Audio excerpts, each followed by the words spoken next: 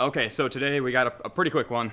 This probably is not going to take very long, but hopefully we'll have some good audio clips. It's always really hard to get intake and exhaust sound clips on video, but we're going to try our best. Today we have the 6-element closed box intake. There's an open box one as well. We have the closed one. Again, I do a lot of track work, so for me, yeah, the temperatures do matter. So anyways, so we're gonna install this. It'll be a pretty quick install. They usually want you to pair, so this can be put on a stock car. So it'll neck down. I believe it's either 4-inch or 3.75. It'll neck down to the OE inlet. We don't have our 6 inlet yet. That's what actually makes power. Those actually will make like 10 to 15 wheel horsepower gain, whereas this is probably just noise. But that will come with the other adapter to mate the intake to that. So you can install this on a stock car.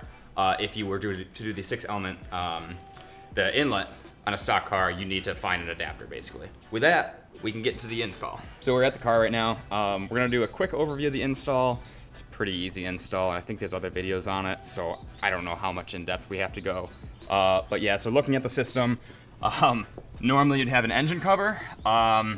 We had a dealership mishap, and it's just fucking gone. That, and also there's a hole in a tire. There's literally that bolt over there. It is a Hyundai 10 mil bolt for sure, 100%. It has that like the serrated edge. Yeah.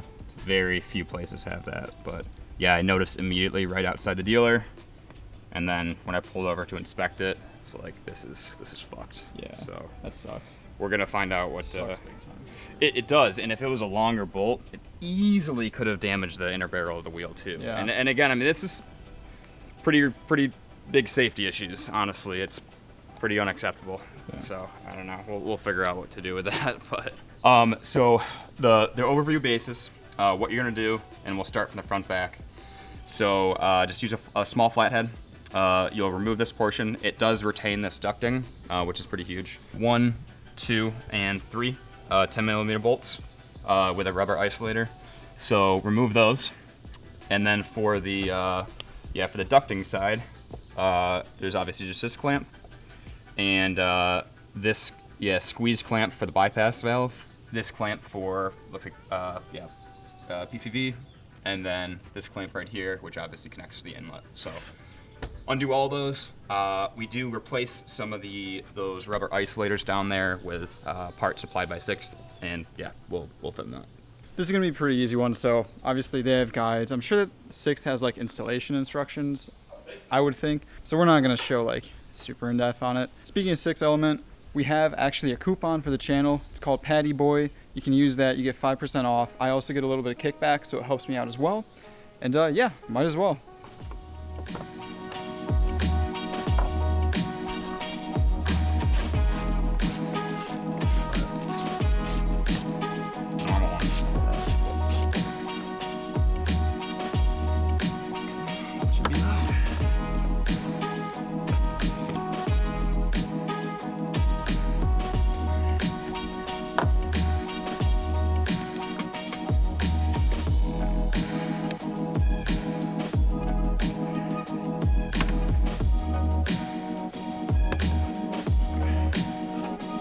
Nice. Difficult install.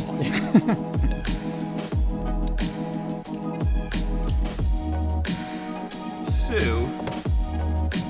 okay, it's just the easiest thing ever. All right. Okay. Nice. Sweet. So included with the kit is 3 studs with rubber isolators. So those are going to go in the place that the normal mounting points were. So instead of these guys, you're gonna just screw these on, and it'll mount onto that. So much room. And just hand tight's fine. It'll tighten down when you put the other one on.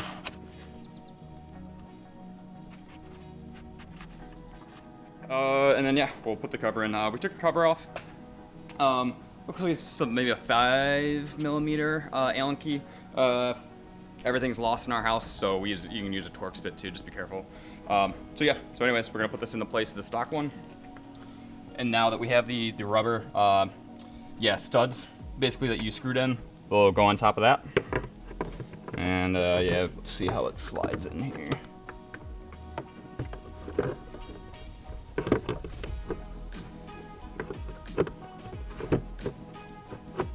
Okay. Takes a little bit of wiggling, but yep, looks like it's on there. So yeah, now we just start the reinstall. So okay, and then you will not use reuse the 3 10mm bolts. They do come with hardware and also 10mm, so good on that one. So yeah, use their hardware for this part. There is one that is smaller than the others. That one is going to be the front one. So Gotcha. two longer ones, they go in the back.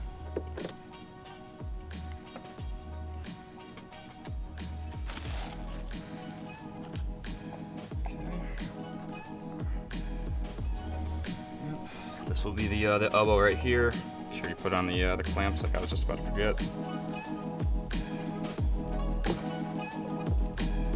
It's kind of cool too that they kind of have this intermediate piece that makes it really easy. Honestly, we can probably put the other filter in next. Probably gonna position everything first and then tighten it down. Yeah. So far, incredibly easy.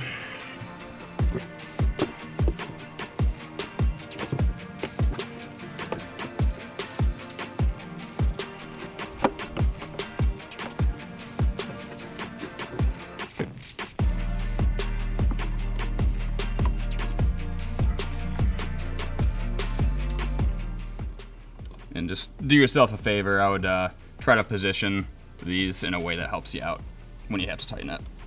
Just makes it easy on yourself.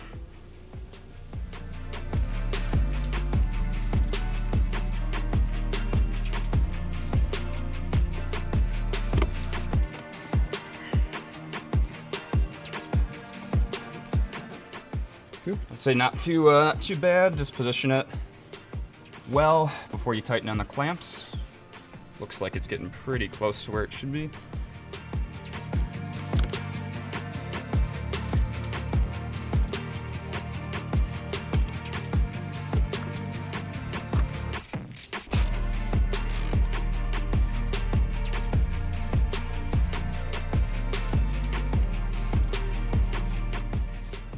So we're going to start the car up, do some revs, get a before and after.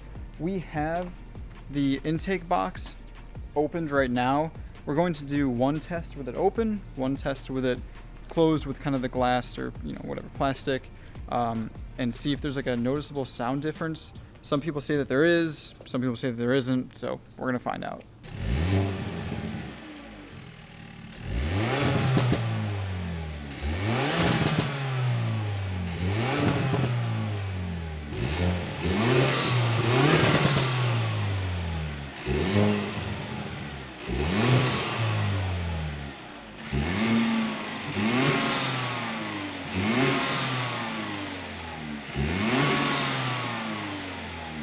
So that's going to be it for today's video. Pretty short, pretty easy. We actually can't really drive the car that hard because the clutch actually just got changed. There was a recall for it. I guess Hyundai put the clutch backwards.